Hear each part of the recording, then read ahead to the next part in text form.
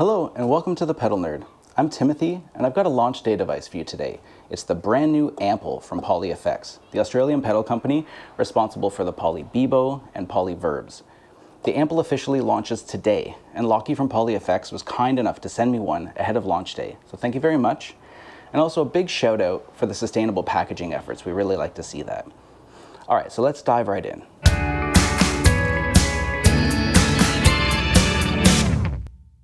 If you're familiar with the Poly Verbs, then this touchscreen form factor will be familiar. The Ample lets you explore real amplifiers, the way that Verbs explores real spaces. There are 56 different amp models on board, grouped into 7 different categories. And the audio fidelity is pretty impressive. The amps are grouped into categories of Classic USA, Classic UK, Clean, Crunch, Destroy, Gen X, and even bass amps.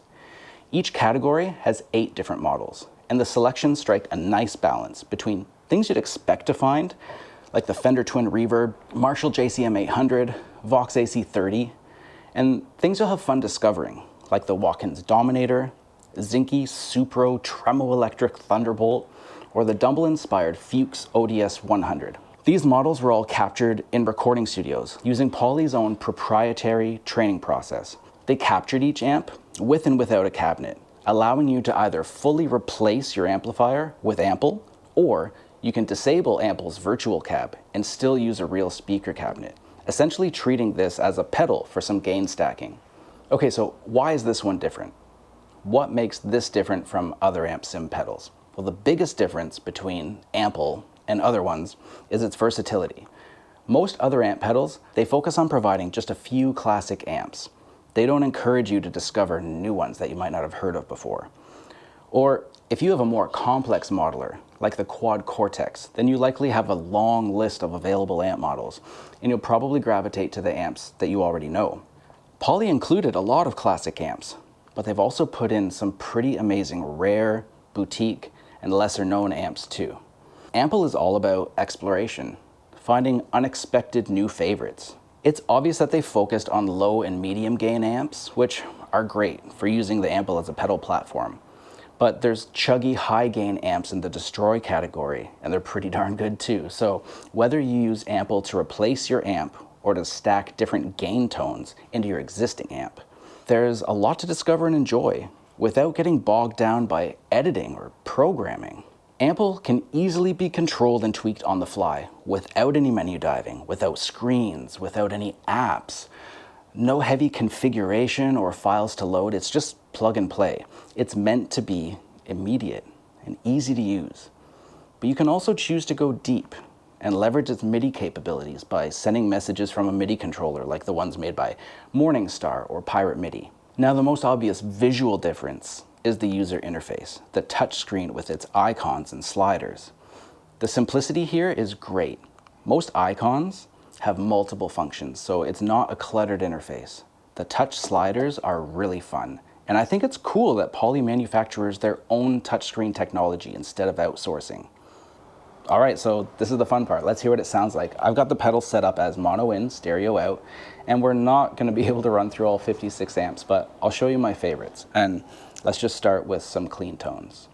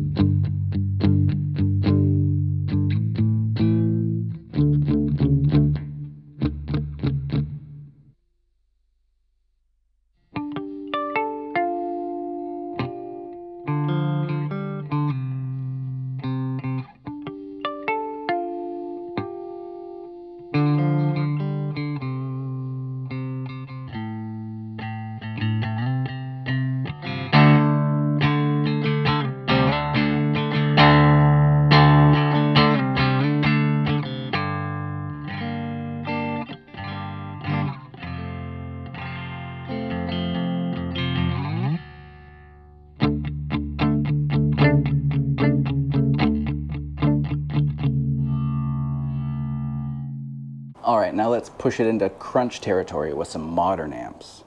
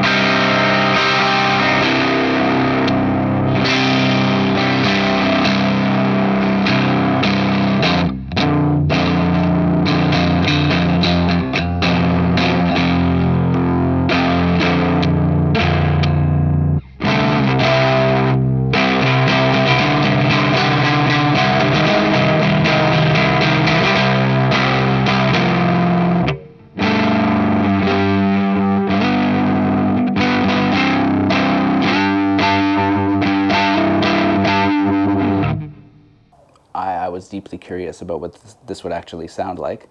If you're looking for something heavier, something high gain, here's what the high gain destroy category sounds like.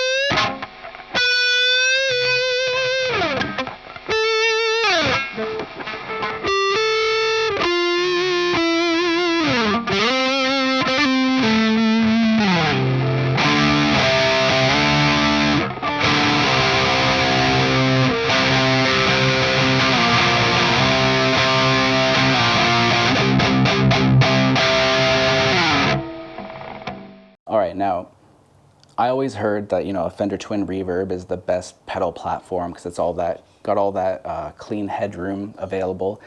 So let's explore the classic USA category and see what these sound like.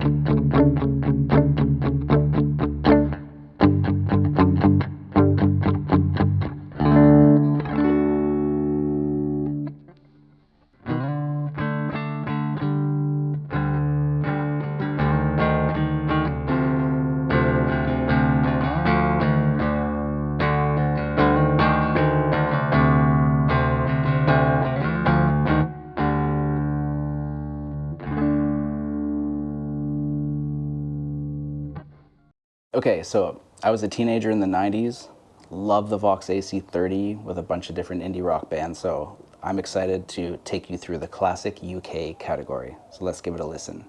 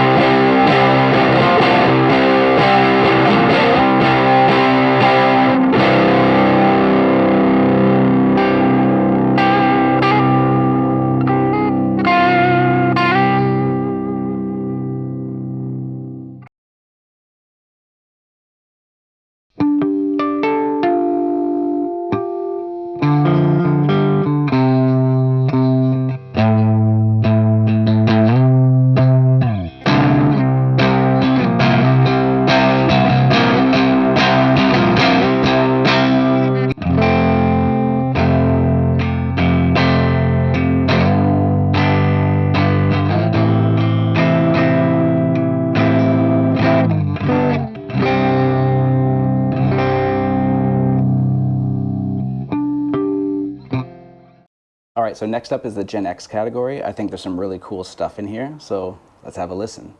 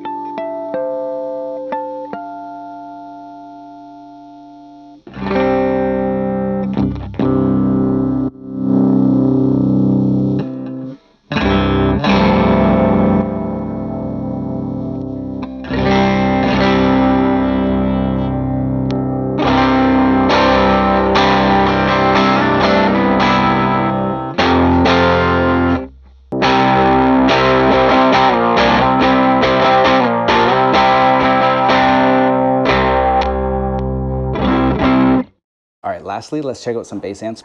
Let's try the Fender Bassman.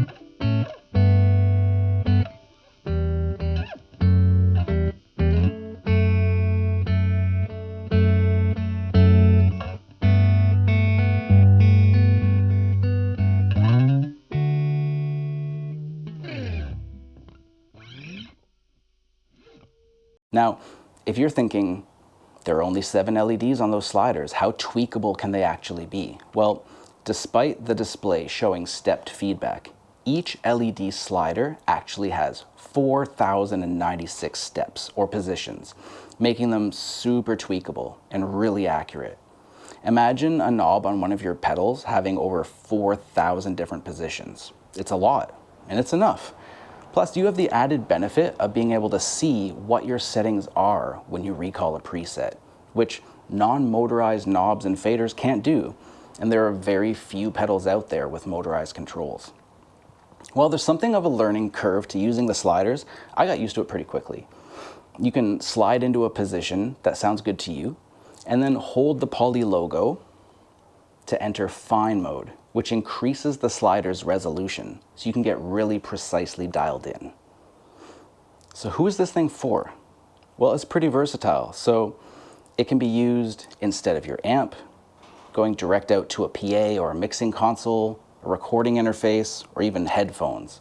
So if you want an amp to use as a pedal platform, one that fits on your pedal board, or if you want to play silently through headphones so your favorite cranked amp sounds won't disturb your housemates or your neighbors, if you want the ability to make excellent sounding recordings without having to worry about room tone or mic placement or even owning any microphones, if you want a grab and go rig to travel light, saving your spine from extra lugging and giving you a consistent and predictable guitar tone everywhere you go, or if you want the ability to scroll hands-free through different amp presets, so you've got 56 killer amplifiers with you for gigs or rehearsals or recording sessions. And then if you add MIDI control to that, then you can even swap amps between songs or even in real time during a song. Look, if any of those sound like you, then Ample might be for you. So how easy is it to use? Well, it's pretty darn easy. Right out of the box, everything sounds pretty great. But then it's really easy to tweak the presets and save over them with your own settings. You'll have full control over everything: gain, volume, boost level, bass, mids, treble, and even built-in room reverb, which is actually sampled from the O2 Shepherd's Bush Empire in London. You've even got control over the luminance or brightness of Ample's LEDs. So you can run one amp model in stereo, or you can run separate amps on the left and right channels to get really creative. All right, enough talking. Let's show you how to use this thing. So first up, you've got to plug it in. For power, it needs the standard 9-volt DC center negative power supply that most pedals use, and it consumes 500 milliamps. The standard rule of thumb for all pedals is that you can provide more milliamps than the pedal requires, but you should never provide less milliamps than what's specified on the device's requirements. Also, for Ample, do not use more than 9 volts DC. While some pedals actually thrive when given higher voltage, this is not one of them. So if you're just running Ample as mono in, mono out, then just use any ordinary instrument cable, which is called a TS cable, and use that for both input and output. TS cables have one ring on the plug. But if you're running Ample as stereo in, stereo out, then you'll need to use TRS cables for both input and output. And TRS cables have 2 rings on the plug. Now, if you want to run Ample as mono in and stereo out, which is what I'm doing today, then you use a TS cable for input and a TRS cable for output, the one with 2 rings. And you have to engage mono in, stereo out mode by triple tapping the crunch icon, which will toggle on mono summing. Now, the first thing that you'll likely do on day one is audition your way through the different categories and presets. There's a default preset for each amplifier model that you can overwrite with your own settings, like for EQ and gain and stuff. And once you tweak it to your liking, and I'll show you how to tweak and store presets in just a minute, you can then save one preset per amplifier model. And there are 3 ways to recall the presets that you've stored. So you can recall them by touch control, you can recall them by foot switch control, or you can recall them with MIDI control. So to recall a preset by touch, simply tap the icon for that category, and then tap the preset number. To recall a preset using the foot switches, hold foot switch A on the left to go through the amp categories, and then hold foot switch B on the right to go to the next preset in that category. You press and hold to trigger the preset and category navigation because those are secondary functions of these switches. So you hold it down, right? Because if you just tap the switch with a short press, then you're going to engage the boost or the bypass instead. So additionally, there's a set list feature that enables you to choose your favorite preset in each category and set that as the startup preset for that category. Now, calling it set list is maybe a little bit confusing. I'm not sure why it's not just like a favorites list, but it's a cool option to have so that every time you navigate into a category, you'll start on your most used, most loved preset. And out of the box, the default favorite is set as the first preset in each category. Now, if you want to change this, check the manual, as it requires loading a text file into Ample using a USB flash drive, thumb drive, jump drive, whatever you call it. But please make sure that you do not connect an external hard drive, okay? That's very important. Each amp model is fully tweakable. So you've got gain and volume. Gain pushes you into overdrive, and volume is your overall loudness, like a master volume knob. You've got 3 bands of EQ, those being bass, mids, and treble. There's excellent room reverb, and finally there's the level of the boost switch, which controls how much the boost boosts when it boosts. And then there's the ability to even control how bright Ample's LEDs are displaying via the luminance setting. But there are only 4 sliders on the face of the Ample, so each one has a secondary function. The primary functions of gain, volume, bass, and treble can be controlled just by touching and sliding your finger up and down, whereas the secondary functions of luminance, boost level, mids, and room reverb are available via the secondary controls. And to reach those, you just tap the currently active preset number, and then a blue light appears near the logo. And the sliders will also be multicolored, letting you know that you're now controlling secondary functions. Now, make changes via the sliders just like you do with the primary controls, and then tap the preset number again to exit the secondary functions and go back to the primary controls of gain, volume, bass, and treble. And you'll see that those ones haven't changed. So if you then find that you want to fine tune any of the sliders, you can enter fine mode by pressing and holding the Ample logo. So imagine that in normal mode, you're moving in increments of centimeters, and then in fine mode, you're moving in increments of millimeters. And that's just an example. That's not to scale or anything. You'll know that you're in fine mode because the center LED on all the sliders will be lit up. And now you can touch and slide your finger up and down to fine tune the slider's value around the current setting. And to exit fine mode, just press any icon. If you'd like to keep your current setting by saving over the existing preset for that amp model, then just press and hold the currently lit preset number, and your new settings will be saved over the preset slot. And if you'd like to play around with having different amps on the left and the right output channels, then triple tap the Ample logo. The sliders are going to turn orange to show that channel splitting is engaged and that you're on the left channel. Tap the Ample logo again to toggle between the left and the right channels. When you're on the right channel, the sliders will be pink. Whatever channel you're on, all of the settings, including amp category and preset, will now only affect your selected channel. To return to normal stereo mode, where both channels are linked together, triple tap the Ample logo again. When you're in channel splitting mode, the amp selected for the left channel will be orange, and the right channel's amp will be pink. And if by chance you've set the same amp for both channels, then it'll be blue. So by default, each amp model on Ample has a matched cabinet enabled. If you want to disable the cab, triple tap the destroy icon. And this is useful if you want to still use a real speaker cabinet, essentially treating it as a pedal for some gain stacking, which I mentioned earlier. Ample can receive MIDI messages via a TRS Type A cable, little guy. There are lots of MIDI details in the manual, and I'm not going to go full MIDI nerd in this video, but please let me know in the comments if you want me to do another video that just focuses on using MIDI with Ample. Now, Ample can only receive MIDI messages on channels 1 through 6, and I'm not really sure why, but that might be an issue for some folks. You can send Ample program change or PC messages to change presets. I'll put the PC message values up here on the screen, but just as an example, if you have the Ample on MIDI channel 1 and you want to recall preset 1 in the Classic USA category, then you would send a MIDI PC message to channel 1 with a PC value of 24. Now, you can also send Ample control change or CC messages to tweak individual controls. And I'll put the CC message values up here on the screen, but just as an example, if you have the Ample on MIDI channel 6 and you want to change just the gain control of your active preset, then you would send MIDI CC messages to channel 6, CC14 for the left side, and CC34 for the right side, with values between 0 and 127 to represent the slider's top and bottom values, or bottom and top values, actually.